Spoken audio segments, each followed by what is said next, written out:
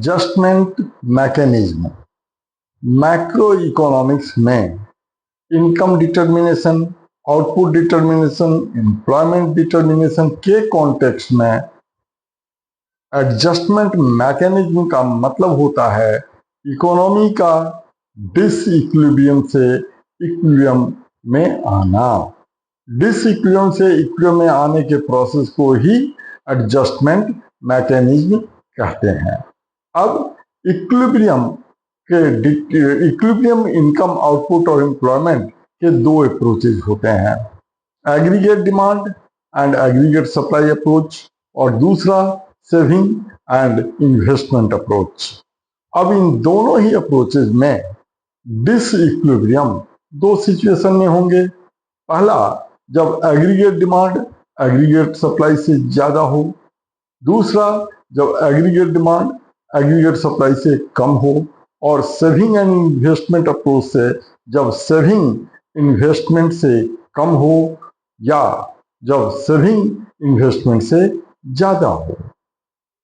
तो जब aggregate demand aggregate supply से ज्यादा हो, मतलब इक्विलिब्रियम से पहले का कंडीशन हो और डिसइक्विलिब्रियम हो, तो उस केस में इक्विलिब्रियम कैसे एस्टेब्लिश होता है ये अगर समझ लेते हैं तो इसके ऑपोजिट सिचुएशन, मतलब एग्रीगेट डिमांड एग्रीगेट सप्लाई से कम हो तो फिर इक्विलिब्रियम कैसे एस्टेब्लिश होगा ये भी समझ में आ जाएगा।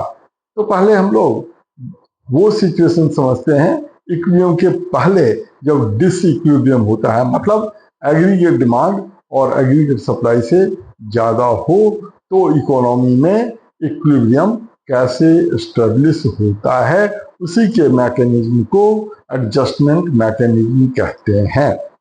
ये समझ लेंगे कि जो प्रोड्यूसर्स होते हैं वो desired level of inventory maintain करते हैं। जब एग्रीगेट डिमांड एग्रीगेट सप्लाई से ज्यादा हो, और यहाँ एक बात और ध्यान में रखेंगे कि एग्रीगेट डिमांड और एग्रीगेट सप्लाई दोनों ही प्लान्ड हैं, डिजायर्ड हैं, एक्चुअल नहीं है।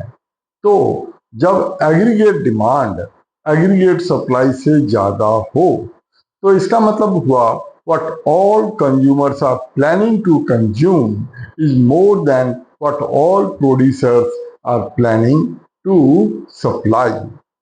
तो उस केस में डिजायर्ड इन्वेंट्री लेवल डिक्रीज होने लगता है।